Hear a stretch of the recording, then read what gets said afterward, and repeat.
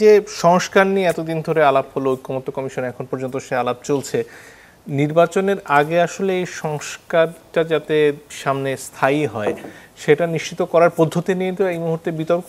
সেখানে সামনে এগোনোর জন্য কোন পথটা আপনার কাছে সঠিক মনে হয়? আসলে একটা কনসেনসাস ছাড়া কিছু হবে না, এটা তো সবাই বলছেন, কিন্তু এমন কোনো পয়েন্ট সামনে আনা উচিত নয় যে বিষয়টা আলোচনা করলে ঐক্যটাই ভেঙে যায়। আমরা ঐকমত্য কমিশনে আমরা দেখলাম যে এমন এমন বিষয় প্রথমে শুরু করা হয়েছিল, মনে হলো যে ইন্টেনশনটাই হলো যাতে ঐক্যটা বিলম্বিত হয়। তার মানে ঐক্য বিলম্বিত হওয়া মানে সরকারটা, এই অন্তর্বর্তী সরকার একটু দীর্ঘদিন থাকুক, এরকম একটা মানে ইন্টেনশন মনে হয়েছিল।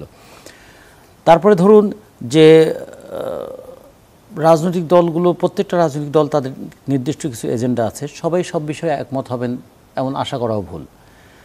3 নম্বর হচ্ছে যা একমত হলাম সেটা বাস্তবায়ন হবে কিভাবে? বাস্তবায়ন হলে তো পরবর্তী একটা পার্লামেন্টের মাধ্যমে তো সেটাকে বাস্তবায়ন করতে হবে। তো পার্লামেন্টের আগে তাহলে একটা সুষ্ঠু অবাধ গ্রহণযোগ্য নির্বাচন লাগবে।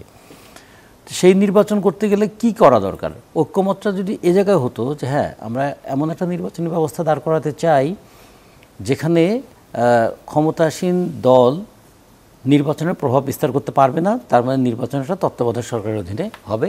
আচ্ছা, সেটা যদি হতে হয় তো সেটাও তো পার্লামেন্টেই আমাদেরকে পাশ করাতে হবে।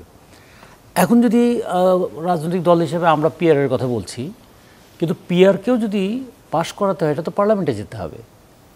আমাদের তো সংবিধানের 65(2) অনুচ্ছেদ অনুযায়ী বলা আছে যে নির্বাচনটা হবে প্রত্যক্ষ, সরাসরি। ফলে এখানে তো এটা যদি করতে হয় তাহলে সেটাও ভবিষ্যতে একটা পার্লামেন্টে আমাদের আলোচনা করে সিদ্ধান্ত নিতে হবে। ফলে সব কিছুরই কিন্তু শেষ পর্যন্ত গিয়ে দাঁড়াচ্ছে যে যারা আমরা একমত হচ্ছি তাদের 2টা বিষয়ে একমত হতে হবে। একটা বিষয়ে একমত হলো যে অন্তর্বর্তীকালীন সরকারটা আছে, এই সরকারকে বৈধতা দেব কেমন করে। তো এই সরকারকে বৈধতা দেওয়ার জন্য আমরা কি সবাই একমত? হ্যাঁ, সবাই একমত। তাহলে অন্তত এইটুকু একটা জেন্টলম্যান এগ্রিমেন্ট হোক পলিটিক্যাল পার্টিগুলোর মধ্যে, তারা এককভাবে অথবা সবাই মিলে আগামী পার্লামেন্টে যারা যাবেন তারা সবাই মিলে এই সরকারটাকে বৈধতা দেবেন। এটা হলো একটা দিক।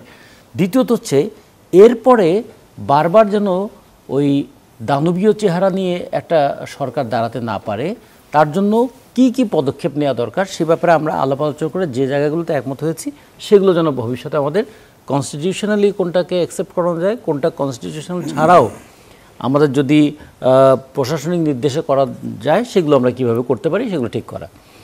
এবং এত বড় যখন হয় কি, ওই অনেক সময় অনেকে দুষ্টামি করে বলে যে অনেকটা এটা ওই বুফে খাবারের মতো 130 আইটেম আছে, এটা চোখ ভরে কিন্তু এটা সবাই খেতে পারে না। সেরকম এমন এমন এমন ইস্যু আসলো, আমরা কতটা ইস্যু, 166টা, তারপরে কি 423টা। তার মানে এত ইস্যুর ভারে ভারাক্রান্ত, কোনটা যে আসলে রিয়েল ইস্যু, কোনটা নিয়ে যে আমাদের কাজ করতে হবে, এইটাই আমাদের অনেক সময় আড়ালে চলে গেল। আমরা এই জন্য মনে করি যে যথেষ্ট হয়েছে, যে বিষয়গুলোতে একমত হওয়া গেছে এই বিষয়গুলোকে একমত হয়ে আমাদের একটা সুষ্ঠু অবাধ গ্রহণযোগ্য নির্বাচনের পরিবেশ তৈরি করে একটা দৃষ্টান্ত আবার স্থাপিত হোক। যে একমতটা হওয়া হলো, এটাকে আসলে কিভাবে ভবিষ্যতের জন্য রক্ষা করা হবে সেটা নিয়ে তো এখন বিতর্ক। সেখানে আপনারা দল হিসেবে কি বলছেন? একটা জেন্টলম্যান এগ্রিমেন্টের এক্সাম্পল তো আমাদের এখানে আছেই। 1991 সালে যখন সবাই মিলে অন্তত এই জায়গায় একমত হলো যে আমরা প্রেসিডেন্সিয়াল ফর্ম অফ গভর্নমেন্ট থেকে পার্লামেন্টারি ফর্ম অফ গভর্নমেন্টে যাব, নির্বাচনে যারাই আসুক না কেন। তখন নির্বাচনে হেরে যাওয়ার পরে আওয়ামী লীগ তো বলেছিল যে ধাক্কা দিয়ে দিয়ে গণতন্ত্র শেখাবো। হ্যাঁ, তো ধাক্কা দিয়ে দিয়ে গণতন্ত্র শেখাবো বলার পরেও কিন্তু তারা সবাই মিলে একমত হয়ে পার্লামেন্টারি ফর্ম অফ গভর্নমেন্টে ফিরে এসেছিলেন।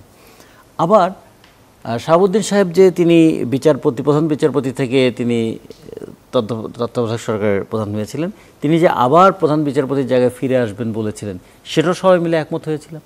তাহলে এরকম কিছু কিছু বিষয় তো আছে। কিন্তু আবার তত্ত্বাবধায়ক সরকার মতো অনেক বিষয় যেগুলো 3 জোটের রূপরেখায় ছিল সেটা তো পরে রাজনৈতিক দলগুলো মানেনি। সেটা তো সেই ইয়েটা থাকে, ওই রবীন্দ্রনাথের কথার মতো, আমরা তো প্রতিজ্ঞা করি প্রতিজ্ঞা ভাঙার জন্যই। সেক্ষেত্রে আরো কোনো শক্ত ব্যবস্থা, না, শক্ত কোনো ব্যবস্থা আপনি আইন দিয়ে, সংবিধানের 7-এর ক এবং খ-এর চাইতে শক্ত কোনো ব্যবস্থা কি আর কোথাও আছে আমাদের?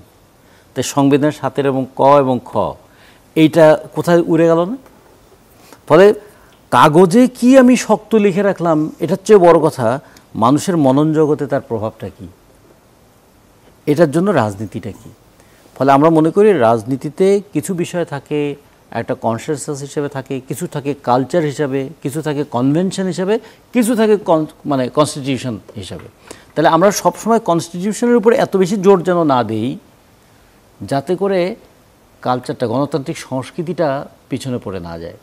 কখনো কখনো এরকম আছে যে অনেক জায়গায় গণতান্ত্রিক সংস্কৃতি সবচেয়ে বড় রক্ষা কবচ হয়ে যাবে, কাগজে কি লেখা আছে তার চেয়ে তো বড় কথা, যে আমরা এটা করতে পারি না, এটা করা উচিত নয়, এভাবে করা উচিত নয়। আচ্ছা ধরুন আমাদের সংবিধানে লেখা আছে না 20 নম্বর অনুচ্ছেদে যে অনুপার্জিত আয় ভোগ করা যাবে না। তো এটা লেখা থাকা সত্ত্বেও দুর্নীতি ঠেকানো গেছে, লুটপাট ঠেকানো গেছে, দেশ থেকে টাকা পাচার করা ঠেকানো গেছে, যায়নি তো। তার ফলে কিন্তু যদি এরকম হতো যে একজন দুর্নীতিবাজ সে জনসমক্ষে এতখানি ধিক্কৃত হচ্ছে, অথবা দুর্নীতিবাজ তাদেরকে এই শাস্তি দেওয়া হচ্ছে, হয় শাস্তির ভয়ে অথবা সুনাম রক্ষার দায়ে সে দুর্নীতি থেকে নিজেকে রক্ষা করলো, এইটা তৈরি করার চেষ্টাটাই আমাদের করতে হবে।